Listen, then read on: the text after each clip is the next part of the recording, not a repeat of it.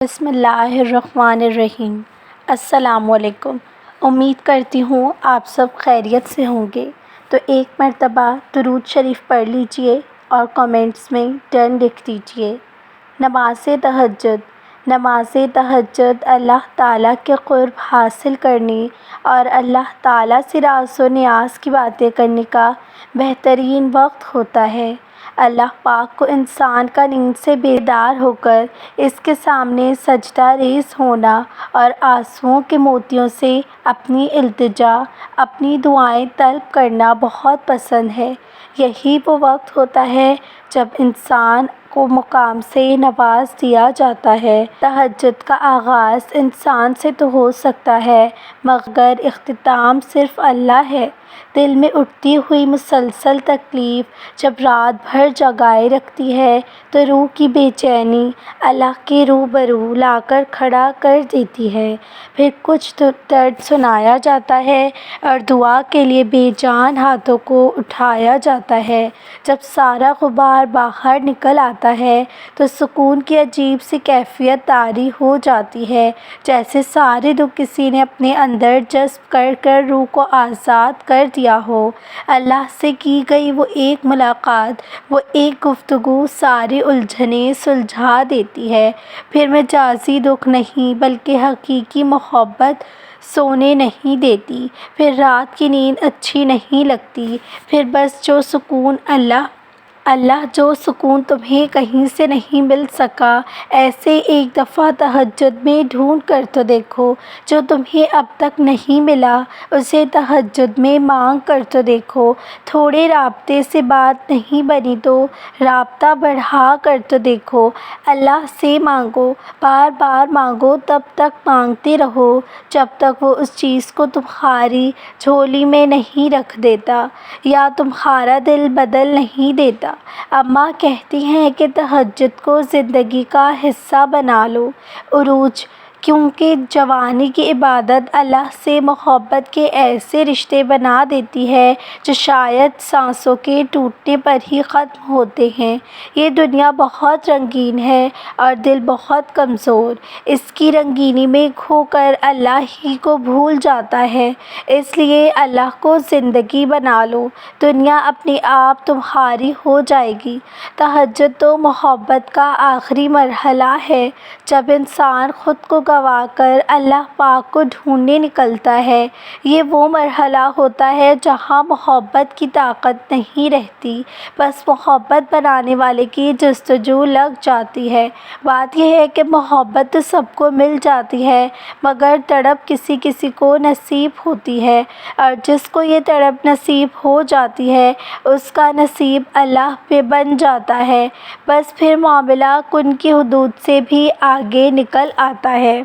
تہجد ہمارے پاس سنہری موقع ہے، بخشش کا، اللہ سے توبہ و استغفار کا، نفس پر فتح کا، رب سے لمبی گفتگو کا، نیکیوں اپنے ندامت کو آنسوں کے ذریعے بہانے کا، نیکیوں پر جم جانے کا، گناہوں کے اندھیروں سے نکلنے کا، غم اور ڈپریشن سے باہر آنے کا، اللہ کی محبت پانے کا، کن کا۔ تہجد پڑھی، میں نے سسک کر کہا یا اللہ میرے ہاتھ خالی ہیں، تو اللہ نے قرآن سے جواب دیا اور جلد ہی آپ کو آپ کا رب اتنا دے گا کہ آپ خوش ہو جائیں گے۔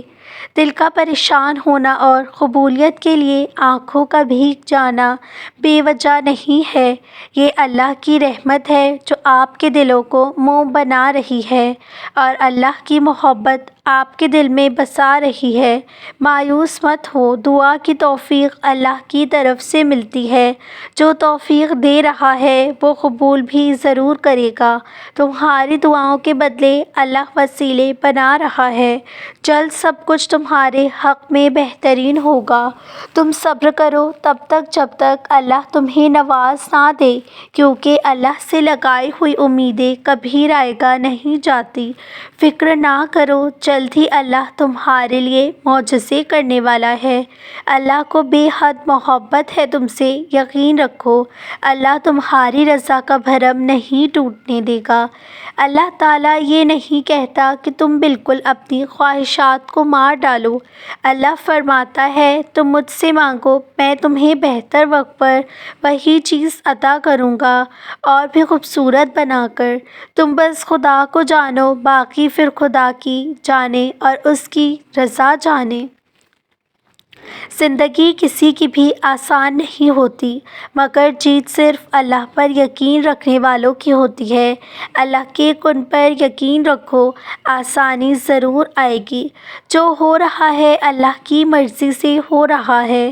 بس جان لو کہ تمہارے ساتھ جو کچھ ہو رہا ہے اللہ کی اجازت سے ہی ہو رہا ہے، اس کی اجازت کے بغیر کچھ نہیں ہوتا۔ صبر کرنے والا اور صبر سے کام لینے والا اللہ خوب جانتا ہے۔ اللہ خوب محبوب ہے۔ اس کی جتنی بھی مشکلات ہوں، جتنی بھی مشکلات آزمائشیں ہوں، اللہ سب ختم کر دیتا ہے۔ کبھی ہمت مت ہارنا، کبھی بھی صبر کا دامن نہ چھوڑنا، یہ نہ سمجھنا کہ دعائیں قبول نہیں ہو رہیں۔ اللہ تمہاری ہر ایک بات سن رہا ہے اور بہترین وقت پر تمہیں وہ تمہاری من پسند شے عطا کرے گا اور تم اپنے سارے غم ایسے بھول جاؤ گے جیسے کوئی غم دیکھا ہی نہ تھا۔ بے شک اللہ جب دینے پر آتا ہے تو تمہارے مخالف کو ہی وسیلہ بنا دیتا ہے۔ اللہ کے علاوہ ہمارا درد کوئی نہیں سمجھ سکتا ہے۔ لوگ ہمارا رونا ایک حد تک برداشت کرتے ہیں اور پھر تنگ آ جاتے ہیں۔ لوگ ہمیں صرف نارمل دیکھنا چاہتے ہیں۔ اللہ کے سوا کوئی نہیں سمجھ سکتا کہ ہم کیا محسوس کر رہے ہیں۔ اللہ کے سوا کس کے سامنے دکھ درد بتانا سراسر بے وقوفی ہے، کیونکہ اس بھاگتی زندگی میں کسی کے پاس اتنا وقت نہیں جو وہ ہماری سنے اور اسے محسوس کریں۔ ان اللہ مع الصابرین، صبر ایسے کرو جیسے روزہ ہو، اس تسلی کے ساتھ کہ مغرب کی اذان ہونی ہے۔ پریشان نہ ہوا کرو بلکہ اللہ پر چھوڑ دیا کرو۔ اللہ وہاں سے دروازہ کھولتا ہے جہاں سے ہم نے سوچا بھی نہیں ہوتا۔ کچھ فیصلے بڑے سخت ہوتے ہیں جو صرف اللہ کے لیے کیے جاتے ہیں، ان کے لیے دل کو قربان کرنا پڑتا ہے، اور دل جب قربان ہوتا ہے تو ٹوٹ جاتا ہے، لیکن اس کے ٹوٹنے کی جو تکلیف ہوتی ہے نا، وہ آپ کے رب کو آپ کی طرف متوجہ کرتی ہے۔ آپ جب روتے ہیں نا تو وہ کہتے ہیں اللہ، تو اللہ کی محبت اور رحمت آپ کو گھیر لیتی ہے۔ آپ جان بھی نہیں سکتے آپ کو کیا مل جاتا ہے۔